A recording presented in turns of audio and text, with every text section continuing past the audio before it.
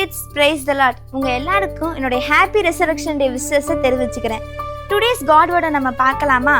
மத்தேயு 28 அவர் இங்கே இல்லை, தாம் சொன்னபடியே உயிர்த்தெழுந்தார். ஃப்ரெண்ட்ஸ், இந்த உலகத்தில் அநேகர் அடக்கம் பண்ணப்பட்டிருக்கிறாங்க. ஆனால் எல்லாரோடைய கலரையும் பூட்டப்பட்டு தான் இருக்குது, அடைக்கப்பட்டு தான் இருக்குது. ஆனால் இந்த உலகத்தில் திறக்கப்பட்ட கலரைனா அது நம்ம ஆண்டவராகிய இயேசு கிறிஸ்துவின் கலர் தான். நம்ம ஏசப்பா மரணத்தை ஜெயித்தவர், மரணத்தின் அதிகாரியாகிய பிசாசை தம்முடைய மரணத்தினால வென்றவர். பிசாசுக்கு இருந்த ஒரே அதிகாரம் மரணம் தான்.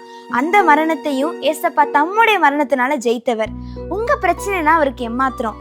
உங்க வாழ்க்கையில சில காரியங்கள் நடக்காம இருக்கலாம், தடைப்பட்டு இருக்கலாம். இது முடியவே முடியாது, இது சாத்தியமே இல்லை, இது நடக்குமானே தெரியல நீங்க நினைக்கலாம்.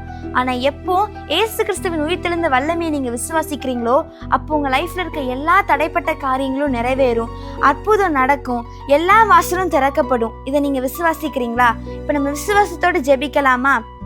அன்புள்ள ஏசப்பா, இந்த நாளை தந்ததற்காக உமக்கு நாங்க நன்றி செலுத்துகிறோம் ஏசப்பா. இந்த நாளிலே ஏசப்பா உங்க உயிர்த்தெழுதல் நினைவு கூற நீங்க எங்களுக்கு கொடுத்த கிருபைகளுக்காக ஸ்தோத்திரம். நீங்க மரணத்தை ஜெயித்தவர், சாத்தனோட எல்லா அதிகாரங்களையும் நீங்க ஜெயித்திருக்கீங்க ஏசப்பா. இப்பொழுதும் அவங்க லைஃப்ல பிரச்சனையோடு இருக்கிறவங்க, தங்களுக்கு ஏசப்பா விடுதலை வேணும், இந்த காரியம் வாய்க்கணும்னு சொல்லி இருக்கிறவங்க ஒவ்வொருத்தங்களுக்காகவும் நாங்க ஜெபிக்கிறோம். அவங்களுக்கெல்லாம் அந்த காரியத்துல நீங்க வெற்றியை கொடுங்க.